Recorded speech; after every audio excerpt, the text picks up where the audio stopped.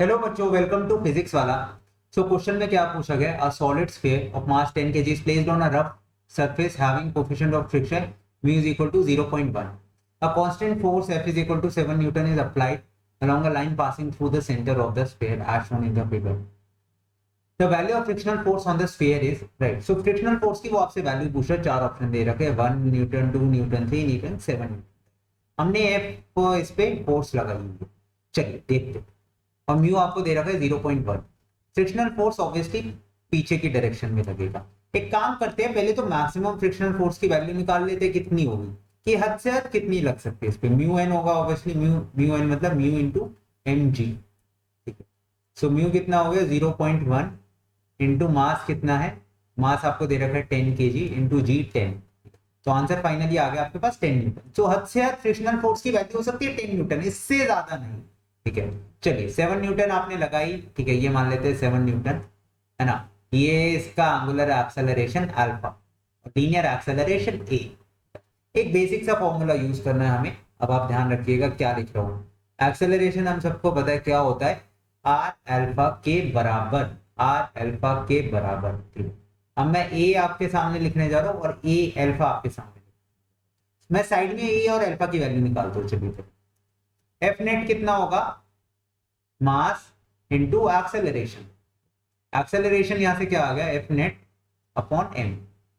Net force क्या होगी 7 newton minus frictional force upon mass कितना है इसका 10, तो 10 से डिवाइड कर दिया, तो ये आ गई एक्सेलरेशन की वैल्यू। ठीक, अल्फा देखते हैं, है ना। टॉर्क मुझे पता है क्या होता है, आर अल्फा, है ना। या फिर एक काम करते हैं, टॉर्क को लिखते हैं moment of inertia into alpha. ठीक है, moment of inertia into alpha, तो अल्फा यहां से क्या आ गया, टॉर्क अपॉन आई। ठीक है, टॉर्क क्या होता है आपके पास, टॉर्क का हमारे पास बेसिक फॉर्मूला क्या है ना, वो तो सिंपल है बहुत। टॉर्क का फॉर्मूला बताइए, R into F, R into F, R into F, R into F, R into F. तो ये आ गया आर इंटू एफ आपके पास बेसिक। मोमेंट ऑफ इनर्शिया क्या होता है, इस पर्टिकुलर सॉलिड स्फीयर का मोमेंट ऑफ इनर्शिया आपको पता होना चाहिए, 2/5 इंटू एम आर स्क्वायर। तो ये कैंसिल हो गया इससे, राइट। सो अल्फा की वैल्यू आपके पास यहां से कितनी आ गई, 5 into frictional force upon 2 mr। ठीक है, चलिए अब आपके पास ए है, अल्फा है, पुट कर दीजिए, वेट किस बात का कर रहे हैं। ठीक है, ए यहाँ पे पुट कर दीजिए, 7 minus F upon 10 is equal to are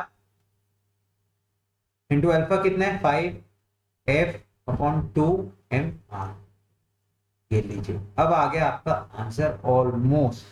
ठीक है, तो जब आप इसको सॉल्व करेंगे, है ना, फ्रिक्शनल फोर्स की वैल्यू आपके पास आएगी, मास की जगह आप 10 रख सकते हैं। ठीक है, सीधा 10 आप रख दीजिए, तो 7 minus frictional force upon 10 is equal to 5 F upon 2 of 10। 10 से 10 यहाँ पे कैंसिल आउट हो गया। ठीक है, ये उधर जाके हो जाएगा 14 minus 2 of F is equal to 5 of F.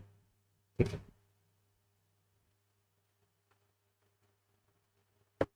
ठीक है, ये उधर जाके ऐड हो जाएगा, फ्रिक्शनल फोर्स की जो आपके पास वैल्यू आएगी ये आ जाएगी 2 न्यूटन। ठीक है, सिंपल बेसिक मैथमेटिक्स है। तो फ्रिक्शनल फोर्स की वैल्यू ऑब्वियसली एफ मैक्स की वैल्यू से कम है, ऐसा आपको दिख भी रहा है ना। तो फ्रिक्शनल फोर्स कितनी ऐड करेगी, 2 न्यूटन। होना भी चाहिए था, ये कमी होनी चाहिए थी, है ना। तो फ्रिक्शनल फोर्स कितनी ऐड कर रही है आप पे, 2 Newton. So I hope so आपको समझ आया होगा कितनी फ्रिक्शनल फोर्स ऐड कर रही है इस पे, right. So thank you for choosing physics वाला।